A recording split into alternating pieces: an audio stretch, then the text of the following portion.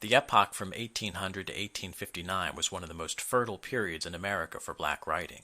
The narrative genre reached the height of its popularity during this period, and increasingly, political thought began to emerge in black writing. By this time, there were substantial enclaves of free black people in northern cities who sought to project with letters and tracts their rights as human beings.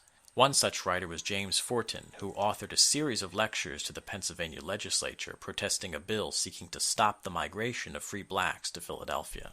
The violence of slavery and an unconquerable thirst for freedom are themes in Frederick Douglass's book, A Narrative of the Life of Frederick Douglass, an American Slave, published in 1845. Douglass's graphic account of the brutality of his enslavement energized the abolitionist movement, of which Douglass became a leader. Another narrative which offers a penetrating and unusual insight into the 19th century is William G. Allen's The American Prejudice Against Color, published in 1853, in which Allen recounts the vicious mob reaction to the news that he and a white woman had become engaged. In 1853, the first novel by a black person appeared, entitled Clotel, or The President's Daughter, by William Wells Brown.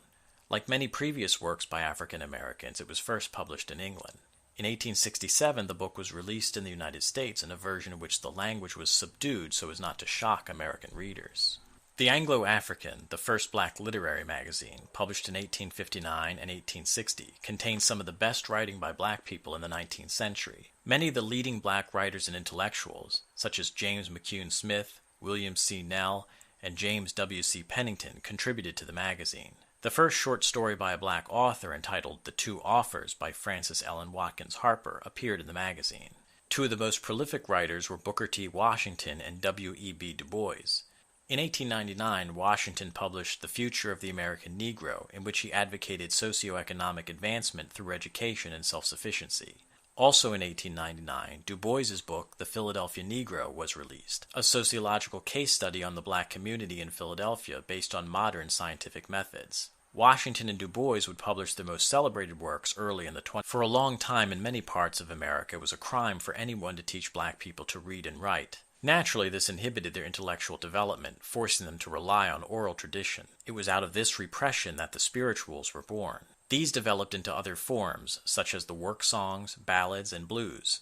In all of these musical forms, the words were as important as the music. Before and after the Civil War, many African Americans began to find formal poetry a pungent way of expressing their emotions. Paul Laurence Dunbar was perhaps the most accomplished poet of this period and the best known. There were other less famous but outstanding poets such as Mary Weston Fordham, George Moses Horton, and James Edward Campbell. African American writers of the 19th century are still widely read. So many of the issues that they addressed, and all of the feelings that they expressed, are still reflected in today's headlines.